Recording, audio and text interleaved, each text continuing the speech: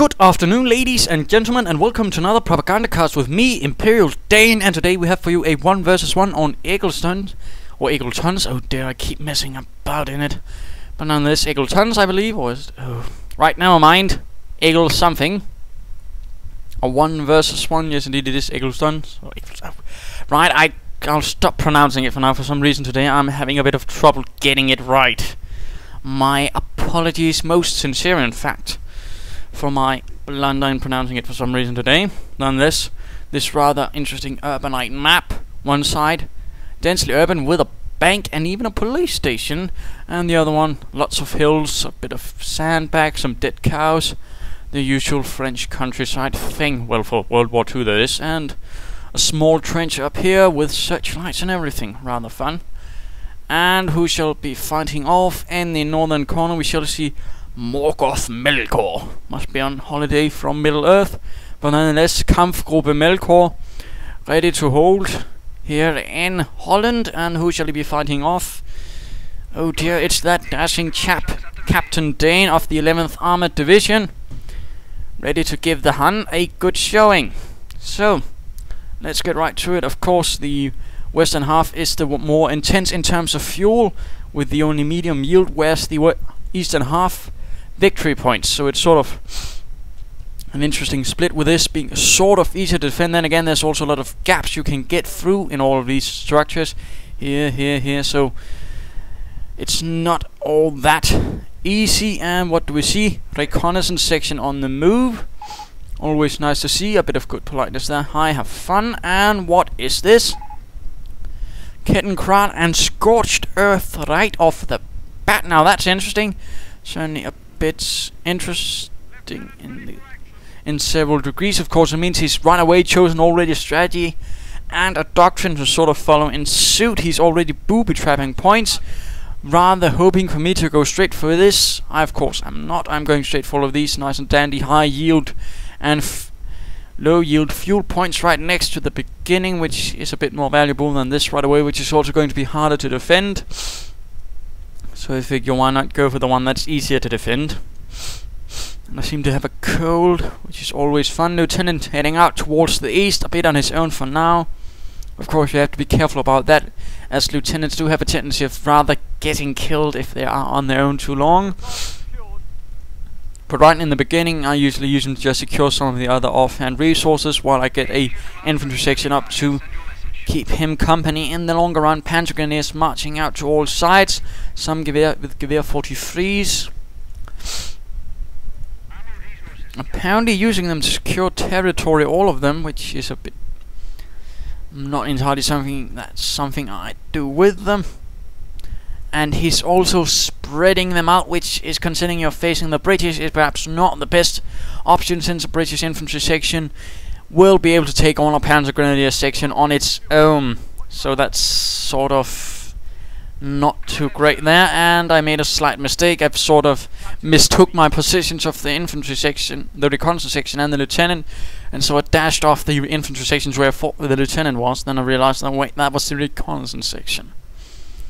Bren carrier on the way. I rather like having the Bren carrier. It's a small, nice little tracked vehicle, able to provide some nice fire support and also offer me some mobile heavy machine gun action. Well, not heavy, medium machine gun, more like it, which can always be quite nice in dealing with Panzer Grenadiers and also any sort of light armored vehicles. A bit of no action there. In fact, infantry section taking on these chaps, who are in nice heavy cover, which is actually a pretty good spot to be in. But the Bren carriers already on their way, and the Vickers as well. The Vickers upgrade, certainly my favorite in doing so. I know some players actually use the lieutenant to put him in, and then of course keep the lieutenant safe that way. Certainly not a bad idea, but I do just like having 2 machine guns on one tiny vehicle. Now of course the Panzer Grenadiers are going to get forced out of the cover due to the presence of the Bren carrier flanking about, and now with the Vickers machine gun as well, things are going to look rather hairy for the Panzer Grenadiers, and they are pulling further and further back. But the Vickers continue, and apparently something's gotten stuck in it. I'm not entirely sure what. Looks like a lawnmower of some sort. Apparently the driver is keen on souvenirs. Oh, Duffy. Nonetheless, forcing back the two Panzer Grenadier teams nice and jolly there, although I would have recommended doing it much sooner, since, well, they can't really deal with this Bren carrier and its souvenir collecting. I wonder what shall be taken next. Never seen it before, though. Anyhow, engagement right here. Panzer Grenadiers marching in, jumping from house to house, it seems. Infantry reconnaissance section also dodging a bit about, but nothing there. Panzer Grenadiers moving towards here. I'm not rather keen on fighting too heavily inside all of this dense urban area. Fuel point secured, and what do? I take refuge in the bank with all that nice money. And of course more windows versus only those few for this chaps in there. Further Panzer Grenadiers marching in, but I doubt they'll have much more luck in rooting out this reconnaissance section from the bank. And Kettenkraut choosing a rather unfortunate path, crossing right with the Bren carrier. But it somehow survives for now, although the Bren carrier, being that vicious beast it is, continues on. Oh dear, it seems to have lost the souvenir. Most tragic.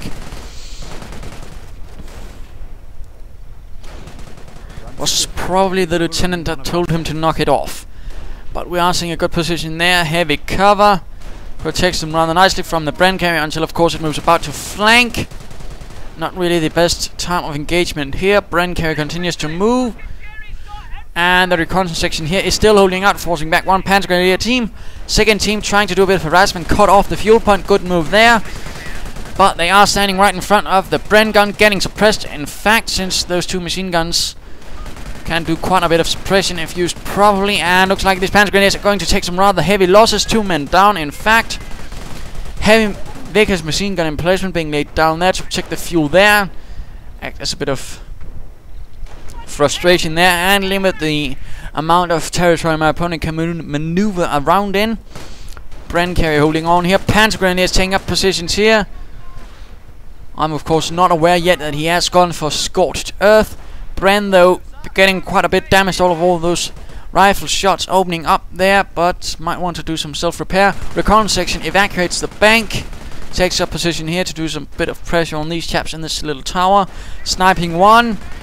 Second Panzer Grenadier team begins repairing there, and what do we see? Scout car up. Rather interesting from Kampfgruppe Melkor, although he is getting a Panzerjäger command to get some armored cars, I suspect, though I might be wrong. Scout car moving in there, might move into the line of fire, yes, off the Vickers machine gun emplacement, moving in. Getting a few shots off on the lieutenant, and immediately begins harassing this strategic point to sort of, well, reconnect this, so it's not so much harassment as it's just getting resources back. Market booth blown to bits. Reconnaissance section retreating. Bren carrier repaired and ready to break out as well. And for some reason I'm not reacting to this, but I do have a field support truck up securing this munitions point. I have not moved my headquarters command truck from this point, partly because I've forgotten about it, I suspect, but also because I rather prefer at times to just have it here instead of moving it a bit too forward. Sappers nearby, captain on the way. And looks like the Bren carrier once more has suffered rather heavy damage, but thankfully there are sappers to provide some repairs. Interestingly though, we are 7 minutes into the game and no one has actually taken a single victory point until now. The constant section getting repaired. We'll probably be seeing some armored cars soon, of the slightly more armored kind. Armored cars rather being what there was majority of during the whole market garden operation for the wehrmacht forces, and I am asking here, not in a sort of patronizing way, but just because I'm curious, because, well, the point with booby traps is your opponent's not really supposed to know about them, and he's laying them right in front of me, which is why the reason I was just checking, because it rather ruins the point. It's sort of like laying down mines in front of your opponent. Again, you don't want your opponent to know about them, it sort of ruins the point. In which case, I can of course just completely ignore all of his nice and dandy little booby traps. Panzer Grenadier down to the Bren carrier, sappers in support. Using the sappers as a sort of light infantry unit, not able to get any sort of heavier guns, although so Piats of course, not quite the same. And in fact equipping Piats, so that's always nice and dandy. Scout car on the move, still no armored car from here. Perhaps some assault rifles, no, nothing in that either. And more booby traps being laid down. Scout car on the move. Nothing here, in fact, either. It's all quiet on all fronts. Stuart light tank on the way. Panzer Elite slowly pushing forwards. Just before I forget it, I do believe MorgothMelkor was around rank 11 at the time I fought him. With me being rank 10 with the British. Sappers advancing ahead towards that wrecked car to get some closer shots with their P-heads. Knocking out one Panzer Grenadier instantly. Nice shot there. Bren Carrier offering support, and now a Stuart light tank joins in for a bit of fun as well. Second engagement here. Reconnaissance section taking up a nice position here on this small gallery arcade thing. I'm not entirely sure how you call that.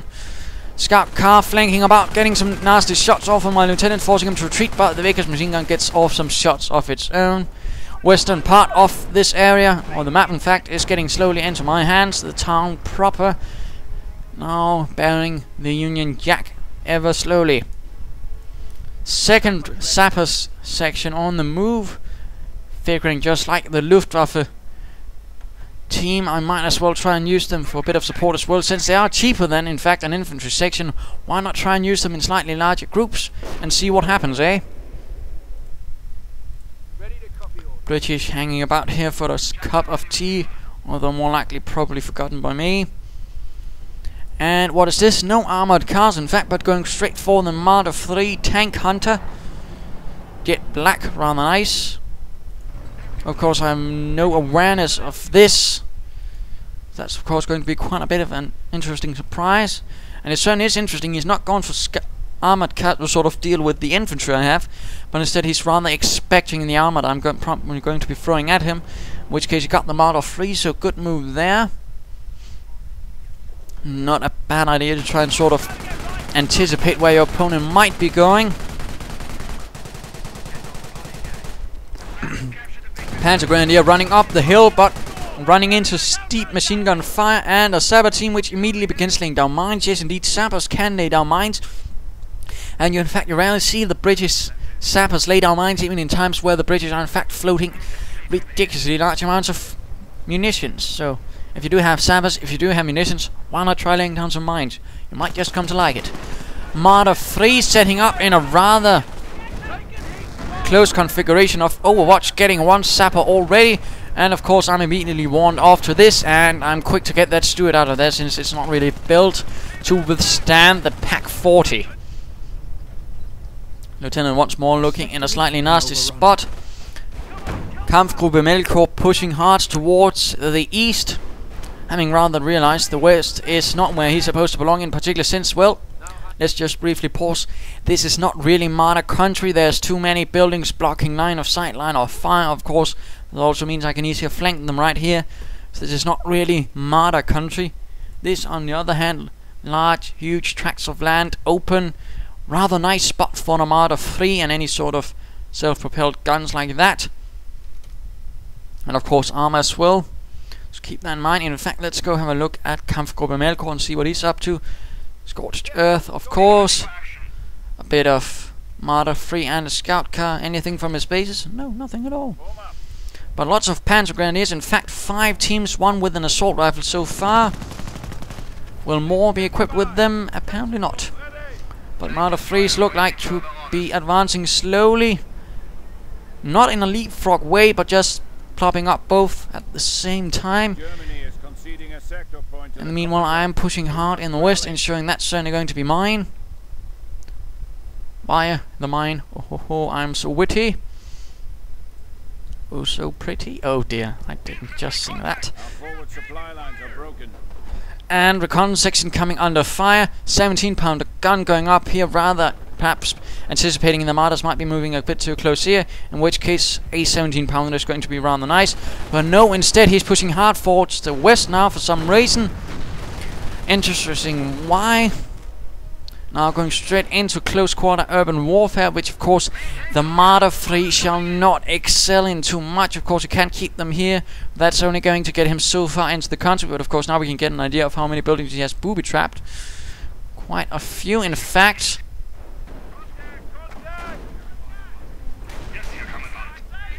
And Panzer Grenadiers in here, getting a bit of fire upon them. But of course they can't fire back while they're busy laying booby traps.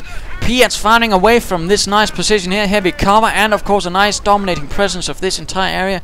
This is in fact a very nice spot to have with infantry. Piat rounds flying, sappers taking up positions here with infantry behind them. Assault rifles a bit afraid to get too close. Lieutenant is also hanging about a bit there, but he really needs a bit of healing. Stewart moving in as well. A bit of a standoff I do believe we're having here. The Kampfgruppe are not really able to push through. Armored car on the way though.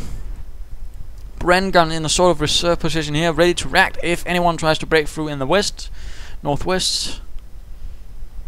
And Panzer Grenadiers might in fact be trying to do that thing exactly. And of course there's a mine in the way. Nice British mine, courtesy of King George. And one Panzer Grenadier is lost. Other two are heavily wounded and suppressed. And the Bren carrier sets into action, ready to pounce upon them. Opening up with the dual machine guns, and might it kill one? Nope. Apparently the Panzer Grenadiers survive.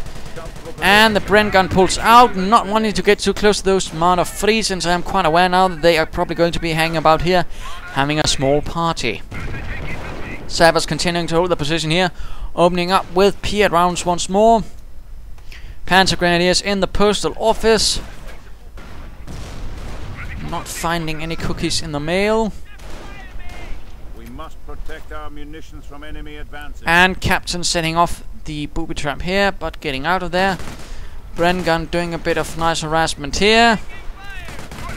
And in fact opening up with armor piercing rounds in this scout car, which was a bit of a mismove by him. This is now of course quite vulnerable and goes up in flames. Marder 3 though moves in. In fact he's moving both Marder 3s in right in this territory. That's a bit dangerous. In fact, if any Piats happens to be close around, that's going to end up very nastily and probably in tears. But Panzer Grenadiers continue to stream inwards. This team though could do with a bit of retreating, and we are in fact halfway through the game, so why not have a mid-game analysis? Just as I was saying that, the 1st Air Landing Brigade decides to lend a bit of support and drop in some commandos. Hooray! Now then, on to the sort of task at hand. What is the situation for Kampfgruppe Melkor? Well, the Kampfgruppe is sort of pushed in rather severely in its starting territories. It's trying to push forwards, but it's having to do so rather clumped up. No real integral support. The Martyrs are nice, but in this sort of area they're not really going to be that effective. At the same time, they're much too far ahead. They're not really in a support position. At the same time, of course, I'm rather free now to take this territory if I discover what's going on. This sort of clumping up and then heading towards one side is of course only going to prompt me to go for the other side while delaying him in this side. So of course be careful with such measures, and he really needs to somehow inflict some rather severe casualties on me, and not so much just standing about and sort of slowly inching forwards. I doubt he's going to get a VP victory this way. He simply needs to deliver a crucial blow, but the sort of force he has doesn't really allow for it at the moment, I feel.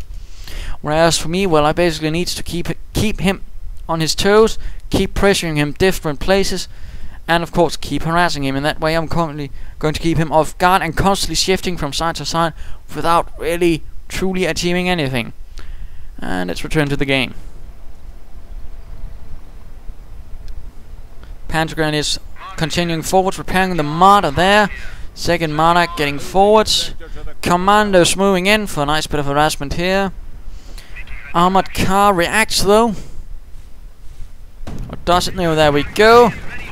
Commandos cutting off this point. Might be wanting to get out of there quickly though. Yes, there we go. Simply cutting it off is enough for now. And an armored command truck is also on the spot. Cromwell command tank. Do I actually have a Cromwell? Probably not actually. Looks like I might be going straight for the Firefly to deal with these Marder 3s. So I can deal with them at a nice safe distance. Panzer Grenadiers moving in. And one Marder 3 is now being forced to move away to support things here, of course, rather limiting the effectiveness of the other as well. It might also increase the chance of it getting flanked. Panzer Grenadiers hitting a mine, one killed, rest suppressed. Panzer Grenadiers taking on these Panzer Grenadiers and forcing them back using their jolly good Sten guns. Further harassment here and here. Further Panzer Grenadiers being forced out. In fact, he has now 1, 2, 3, 4, 5, 6, 7 Panzer Grenadier teams, but no support for them. Or at least nothing that's really strong. No mortars, which might have been his key through for this. Or some Panzer IV, some Hotchkisses. Bren gun moving in here, coming under a bit of fire. Sabres though also moving in. Might get the drop on this Marder 3. Bren though taking quite a bit of fire. Sabres forcing that Marder 3 away. 2 nice shots, they're doing quite a bit of damage. Stuart moving in. Forcing Panzer Grenadiers here away. And British troops forced away due to a booby trap. Rather unfortunate, but all 3 points are currently under the Union Jack. Sabres continuing their job, hoping to knock out this Marder 3. There's simply too much firepower. Ren can continue to tie up these Panzer Grenadiers, and Stuart forced back now that the Marder 3 is joining in the fun as well. Firefly on the ready, but I'm not really using it for some reason. Perhaps keeping it in reserve for some nicer moment. Sabres here as well. Marder 3 moving forward, hoping to cut down that Stuart light tank. And Sabres moving in to provide a bit of covering fire and doing quite a bit of damage to that Marder 3 in fact. Almost dead. Sabres continue their hunt, but are quick to get out of there again. And we are seeing a bit of a trench here. Infantry section and a lieutenant all behind barbed wire. Certainly going to stop that from being rushed right away. And commandos being moved towards the western half to sort of push things through there. And what's this? Armored car moving in. Oh dear, and this Bren gun carrier is looking rather weak. One shot from the auto cannon, and that Bren gun goes up in flames most unfortunately. And now the commandos are taking quite a bit of fire, but are quick to get into the bank. A commando raid of sorts, I suppose.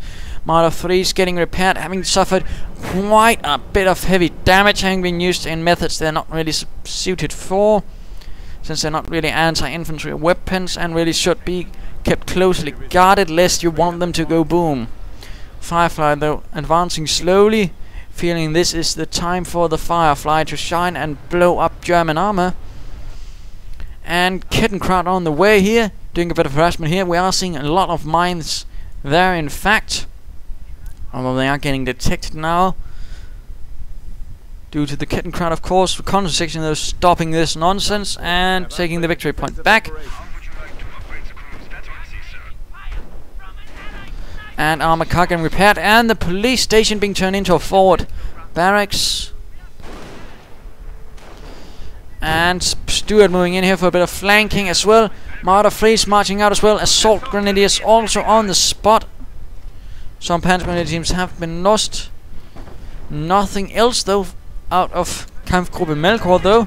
No attempt at getting Panthers or any sort of armor actually, which is a bit interesting. Stuart though taking fire. Kettenkraut avoiding numerous Piat rounds. And these Sabres really look like they could need to get out of there very quickly before they are lost. And no attempt really at pushing through here in the east, where I don't really have much holding them back. Of course there's this 17 pounder, but 2 Marder 3s can, when in lockdown, actually deal with the 17 pounder rather reasonably well. Sabres holding out these Panzer Grenadiers with the help of the commandos from the bank. Panzer Grenadiers rather realizing they are outgunned, get out of there. No Hummels either for the Panzer Elite, and in fact going straight for a 25 pounder gun myself. Deciding to blast the Germans out if they're not going to move out. As I can't really help but notice that he's rather passive with his Panzer Grenadiers, which is in rather particular unfortunate since he doesn't actually hold most of the points, or most of the map for that reason. Matter, and shifting over to me again. Tetra tanks are also ready. In this case I'm opting for a glider HQ so I can get some commando Piats and some commando mortars.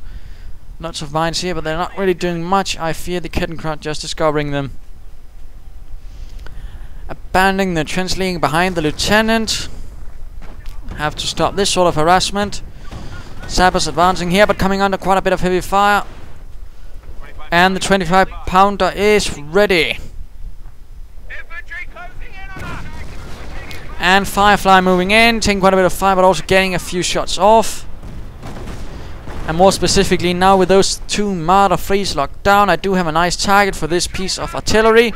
There we go, turning about and opening up. Of course, question is, will it hit or will it miss? Rather dramatically. And it fires too far. Again, remember, artillery guns of the on-map type sort of depend on range of visual sight of some other unit to actually get some better accuracy. There we go, nice hit. Or well, not really, the building absorbing it all. Most of the shots in fact flying too far, which is again due to the fact no visual range, and due to the range of course of where I'm hitting, it's also not going to do much either. Not entirely sure why he's hiding those panzer grenades in that building though. That's a bit of a bad move, as it can rather end up biting him in the behind. If that building collapses, those panzer grenades will die as well. Recon section forced away. Commanders holding back these panzer grenadiers from inside the bank, firing away with the Sten guns. RAF will be providing us HQ And glider HQ on the way, floating a lot of manpower, but again I rather want some support units to rather press through here. Some mortars to keep those panzer grenades under fire. Armored cars inching forwards, Kettenkrad as well. Kettenkrad once more ignoring all the mines. Looks like these assault grenades actually hit a mine. Apparently he's not aware of all those mines, which is a bit curious. And another glider moves in to put a bit of pressure in the east once more, thus forcing me to spread out his defenses. Marder 3, number 3 in fact. A bit curious as to why he's getting that. It's not, since most of my forces are in fact not composed of armor. Plus, again, considering the sort of terrain he's mostly finding in, the Marder 3 isn't really suited for it. A mortar half-track might actually have been a better choice. Or perhaps a Panzer 4, or the Hotchkiss, or a Panther, or pretty much everything else. And howitzer rounds flying. Once more flying too high, it seems. And there we go, setting off all the mines, killing the Kettenkrad. One shot hitting the church, but not doing a lot there. Except probably going to annoy the priest. Armored car advancing on the west. And there we have a mortar, nothing to stop the armored car. Oh, except this Bren gun section. Buttoning up. The armored car doing quite a bit of damage with the Bren guns. And the mortar team just continues blasting away. Not afraid of those silly armored cars. Panzer grenades under quite a bit of fire from mortar. And of course the Bren guns and infantry section. This area being secured in the name of King George with a captain of support. And mind you, the captain also has the ability to victor targets, which basically means he can call in support from the howitzer. And one interesting thing to note about this is it utterly ignores the cooldown of your howitzer. So if, for example, if you just fired your howitzer and it has a long cooldown, you can still victor the target and get another barrage in from it that way. So that's a reason to actually use the captain. It's not one you actually see used a lot, but I figured some of you British players might actually like to know that.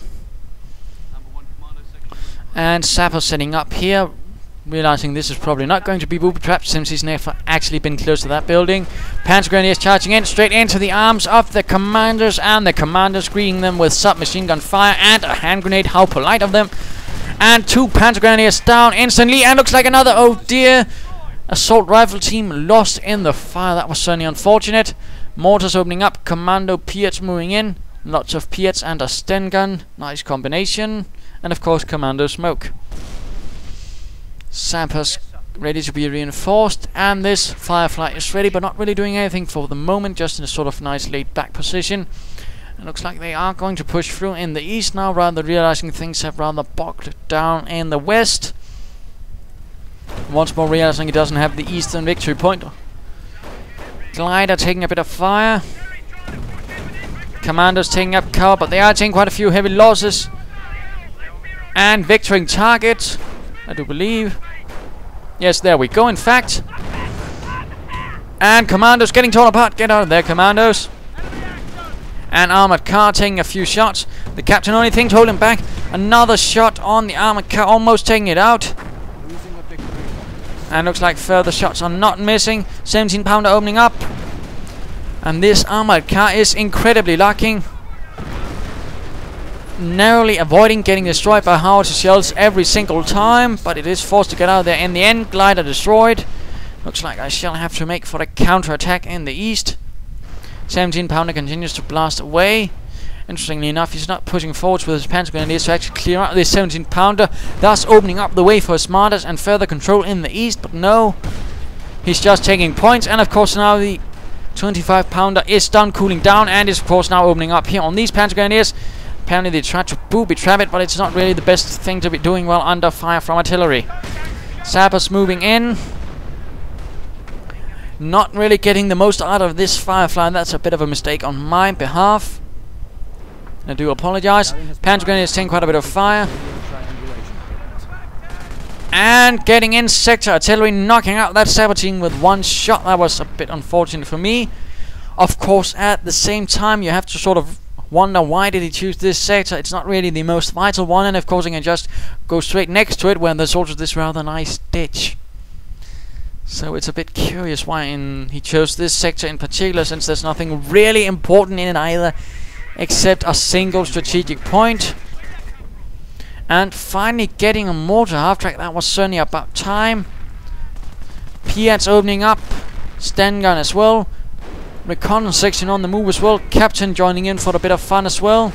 And of course, avoiding this sector with the artillery in it. And again, I'm not entirely sure why he chose this sector. It's not really the best choice in the circumstances. And most of his martyrs are in fact still here. Not really pushing through in the east. No, not is the mortar either. Although the mortar is finally opening up a bit here. Question is, will it actually be able to do anything? And looks like one was able to draw some artillery fire from that sector, which was a bit foolish. Looks like the Panzer Grenadiers are pushing forwards now under the aegis of the mortar. But of course I have my own mortar and some commandos. And of course I do have that 25 pounder gun. Where is it opening up? Once more on that armored car apparently. And the armored car moves straight into the line of fire, and the Firefly knocks it out, I believe.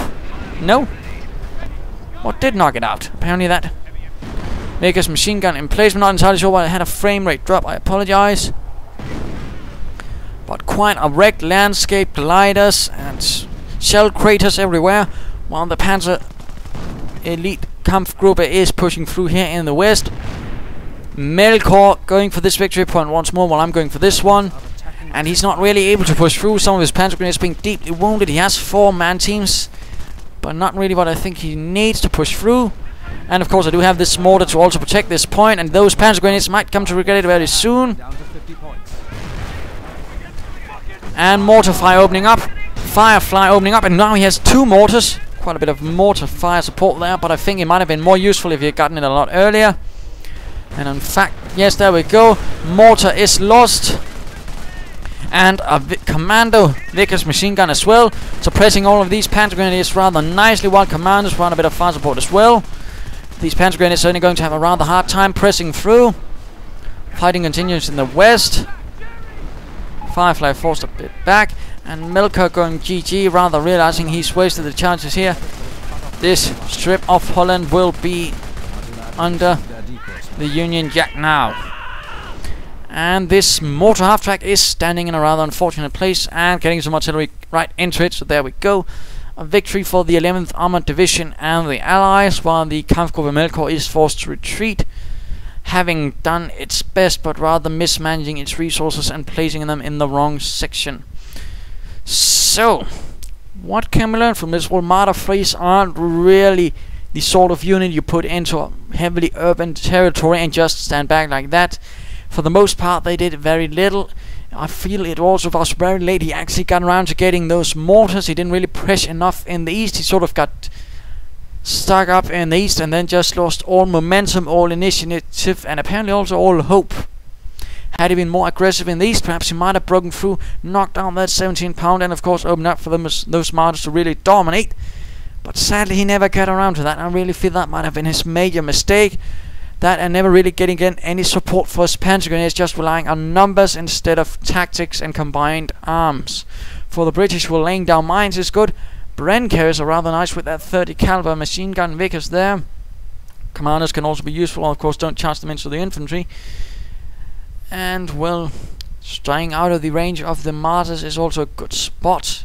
And of course don't underestimate the Vickers machine gun for the commanders or the mortar. Rather dashing and heroic shot of some commanders right there in action, in fact. So there you go. I hope you enjoyed this fight. If you did, why not subscribe or tell your friends?